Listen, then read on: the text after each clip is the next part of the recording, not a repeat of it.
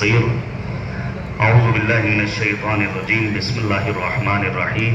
الحمد لله الذي جعلنا من المتمسكين بولاية أمير المؤمنين وأهل بيته الطيبين الطاهرين. حضرات، اولا میں دلی مبارکباد پیش کرتا ہوں آنے والی عید اللہ الاکبر، جس کو یوم السرور، یوم الفرحہ، یوم الزینہ کا نام دیا گیا ہے، یعنی عید سید غدیر کی. اور خداوند کریم کی بارگاہ میں دعا گو ہوں پروردگار مولائے غدیر امیر کائنات امیر المؤمنین کی تعلیمات کو سننے، سمجھنے، پڑھنے اور ان کے فرامین پر عمل کرنے کی ہمیں توفیق عطا فرمائے. ثانیاً مبارکباد پیش کرتا ہوں انجمن نیر الاسلام کے ذمہ دار علماء کرام کی خدمت میں اور تمام اراکین کی خدمت میں کہ انہوں نے وقت کی ضرورت کے پیش نظر پر وقت یہ فیصلہ کیا کہ ایک ایجوکیشن سینٹر کا اہتمام کیا جائے. یہ کام بہت پہلے ہو جانا چاہیے تھا اور میں سمجھتا ہوں کہ تمام انجمنوں کو اس جانب توجہ دینے کی ضرورت ہے. ابھی برادر عزیز حسین باقری صاحب اللہ نے زیارت اربعین کا ایک فقرہ پیش کیا جہاں امام معصوم نے سرکار سید الشہداء کی قربانی کا مقصد بیان کرتے ہوئے فرمایا وَبَدَلَ مُحْجَدَهُ فِيكَ لِيَسْتَنْقِذَ عِبَادَكَ مِنَ الْجِهَارِ وَحَيْرَةِ الضَّلَالَةِ. امام نے راہ خدا میں قربانی پیش ہی اس لیے کی تھی تاکہ جہل و جہالت کا خاتمہ ہو. پورے قرآن مجید کو آپ پڑھیے گا، واجبات دین کا پروردگار نے اتنا تذکرہ نہیں کیا ہے جتنا پروردگار نے علم کا تذکرہ کیا ہے. ابتدائی آیات جو کل پیغمبر پر نازل ہوئی وہ علم سے متعلق. بسم اللہ الرحمن الرحیم. اقرأ باسم ربک الذی خلق خلق الانسان من علق اقرأ وربک الاکرم الذی علم بالقلم علم الانسان ما لم یعلم. پروردگار بار بار علم علم علم اتنی تاکید صرف اس لیے تاکہ دنیا سے جہالت کا خاتمہ ہو سکے. میں اس موقع پر ابھی میں نے دیکھا حکیم امت جناب مولانا ڈاکٹر سید قادر صالح صاحب اللہ کی اس نورانی تصویر کو تو برجستہ مجھے حکیم امت کا ایک جملہ یاد آیا جہاں انہوں نے کہا تھا کہ کبھی بھی دین کو ماحول سے متاثر مت ہونے دیجیے. اور اسی قسم کا جملہ بانی تنظیم خطیب اعظم مولانا غلام عسکری علی اللہ مقامہ نے بہت پہلے کہا تھا کہ دینی ماحول اپناؤ نہ کہ ماحولی دین. دینی ماحول اختیار کرنے کے لیے سیرت پیغمبر، سیرت اہل بیت اطہار علیہ السلام ہمارے لیے مشعل راہ ہے، آئیڈیل ہے اور نمونہ عمل ہے. سردست ایک دو باتیں عرض کرنا چاہتا ہوں، بہت تفصیل کا موقع نہیں ہے. اگر ہم اور آپ اسلامی انقلاب کی تاریخ کو پڑھیں تو ہمیں احساس یہ ہوگا کہ 80,000 ویل ٹرینڈ فوجی آفیسر امریکہ کی سرزمین سے ایران لائے گئے. کس لیے؟ تاکہ شاہ ایران کی مدد کر سکیں. لیکن آپ سوچئے علم میں پاور کتنا ہے، علم کی طاقت کتنی ہے، نالج کتنی اہمیت والی چیز کا نام ہے کہ شاعر کو کہنا پڑا علم ہے تو کیا نہیں قدرت میں تمہاری، تم چاہو تو جنگل کو بھی گلزار بنا دو.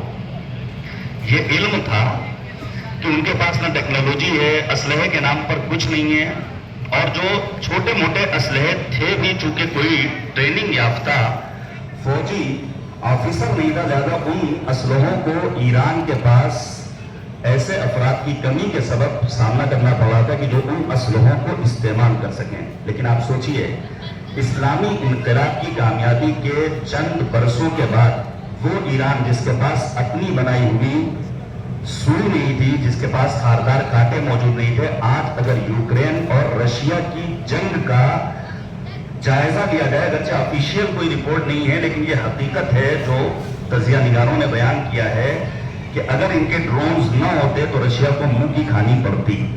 یہ اسلحے کہاں سے آ رہے ہیں، یہ مدد کہاں سے ہو رہی ہے؟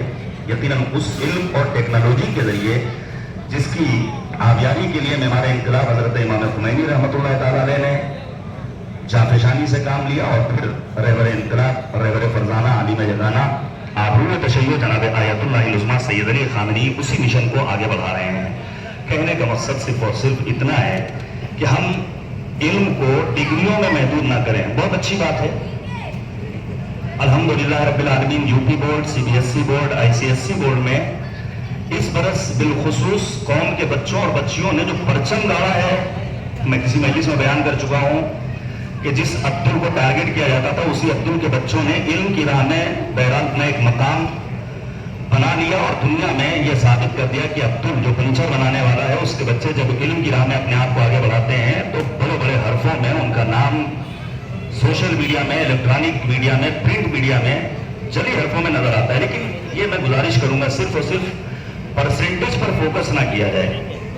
علم ڈگریوں کا نام نہیں ہے. نباتِ جناب ڈاکٹر پیام اعظمی نے بہت خوب کہا تھا، چونکہ عزاداری کے حوالے سے بھی یہاں پوسٹر کی رونمائی ہوئی ہے کہ جس کے ہونٹوں پہ ہے بدعت کی صدا جاہل ہے، جس نے شبیر کا ماتم نہ کیا جاہل ہے، ڈگریاں لاکھوں قبضے میں نرا جاہل ہے، دشمن آل نبی سب سے بڑا جاہل ہے، خالی ڈبوں میں بجز موجے ہوا کچھ بھی نہیں، چھو کے دیکھا تو قباؤں کے سوا کچھ بھی نہیں. ہو سکتا ہے ٹوپی شیروانی والا آپ کو مل جائے، ہو سکتا ہے امامِ ادا قبا والا مل جائے، ہو سکتا ہے کوئی ٹائی بیلٹ والا مل جائے، لیکن ذرا سا کوشش یہ کرنی چاہیے. علم یعنی بصیرت، علم یعنی شعور، علم یعنی ادراک، علم یعنی ماورائے رنگ دیکھ لینے کی صلاحیت پیدا کر لینا. میں باتوں کو روک رہا ہوں اور پھر امید ہوں انشاءاللہ العزیز یہاں انجمن گلزار پنجتن کے ذمہ دار بیٹھے ہیں، ہمارے لالا بھائی بیٹھے ہوئے ہیں، بہت ساری انجمنوں کے ذمہ دار حضرات ہیں.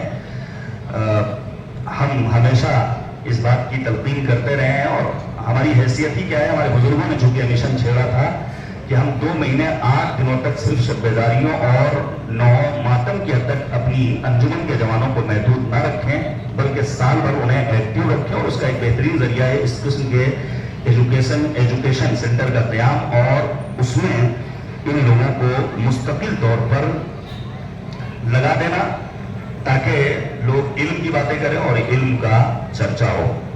وقت نہیں رہا. امیر المؤمنین نے نہج البلاغہ میں 160 مقامات پر یعنی علامہ تقی جعفری جن کو موت نے مہلت نہیں دی، مکمل شرط کو نہیں لکھ سکے، انہوں نے لکھا ہے کہ امیر کائنات امیر المؤمنین نے نہج البلاغہ میں 160 مقامات پر اپنے فضائل و کمالات کے ذریعہ بہائے ہیں، بالخصوص اپنے علم کا تذکرہ کیا ہے. آپ ذرا سوچئے، جب یزید ملعون کے دربار میں ذوالص صفینات میر کاروان حسینی سید سجاد علی بن الحسین علیہ السلام نے خطبہ دینے کی اجازت طلب کی ہے تو یزید ملعون نے اس بات کا اقرار کیا ہے کہ اس کا تعلق اس گھرانے سے ہے جس گھرانے میں علم اس طرح چگایا گیا ہے جیسے چڑیا اپنے بچے کو دانا چگاتی ہے. امیر المومنین نے یہی تو فرمایا تھا کہ نبی نے مجھے علم ایسے سکھایا ہے، ایسے تعلیم دی ہے مجھے کہ جیسے ایک چڑیا اپنے بچوں کو دانا چگاتی ہے. بس میں ختم کر رہا ہوں. علم ہوتا ہے تو کبھی بھی مصلحتوں سے کام نہیں لیا جاتا ہے. ایک ہمارے یہاں مشکل یہ ہے کہ مولوی صاحب جب منبر پر آتے ہیں تو مصلحتوں کا شکار ہو جاتے ہیں، جبکہ پیغمبر نے فرمایا اذا ظہرت البدع فی امتی فلیظہر العالم علما ومن لم یفعل ذلک فعلیہ لعنۃ اللہ. جب بدعتیں سماج میں پروان چڑھنے لگے تو اب عالم کی ذمہ داری ہے کہ سماج کو، عوام کو آگاہ کرو. اگر کوئی عالم ایسا نہیں کرتا ہے تو ایسے عالم پر اللہ کی لعنت ہو. علم کبھی بھی مصلحت کا شکار نہیں ہوتا. ایک جملہ کہہ رہا ہوں، اس پہ غور کر لیجیے گا. کل صادق صاحب کا جملہ ہے، انہوں نے کہا تھا علم کو قلم کے ساتھ ہونا چاہیے. اب اس کی تشریح کا وقت نہیں ہے، یہ بہت اہم چیز ہے. علم کو قلم کے ساتھ ہونا چاہیے. علم ہی ظلم کی بنیاد ہلا دیتا ہے، علم ہی خون کے پیاسوں کو دعا دیتا ہے، تخت و تاج کو ٹھوکر سے اڑا دیتا ہے، جا کے ممبر پہ سلونی کی سزا دیتا ہے. بولے تو حضرت سرکار رسولہ بن جائے اور خاموش ہو جائے تو قرآن بن جائے. علم ہی کرتا ہے روح حرمینی پیدا، علم ہی کرتا ہے توسی و کلینی پیدا، علم ہی کرتا ہے کردار حسینی پیدا، علم کرتا ہے زمانے میں خمینی پیدا. صبح کو تیرگی شام بنا دیتا ہے، جہل انسان کو صدام بنا دیتا ہے. میری نیک تمنائیں، دلی خواہشات جو بھی ہوں، جس لائق ہوں، نہ فقط انجمن نیر الاسلام یا انجمن گلزار پنجتن بلکہ دیگر تمام انجمنوں کے لیے حاضر ہوں 24/7. مولوی صاحب ایک ایسے مظلوم ہوتے ہیں کہ جن کو آپ کبھی بھی یاد کر سکتے ہیں. ڈاکٹر صاحب مثلا رات کے 9 بجے کے بعد نہیں ملیں گے، سنڈے کو کلینک کلوز رہے گی، وکیل ہائی کورٹ میں چھٹی چل رہی نہیں ملے گا، انجینئر اس کے اپنے نخرے. لیکن مولوی اگر غیرت مند، باضمیر، فرض شناس ہے تو وہ آپ کے لیے 24/7 اویلیبل ہے. آپ رابطہ کیجئے، انشاءاللہ جس لائق ہم حاضر خدمت ہیں. والسلام علیکم ورحمۃ اللہ وبرکاتہ.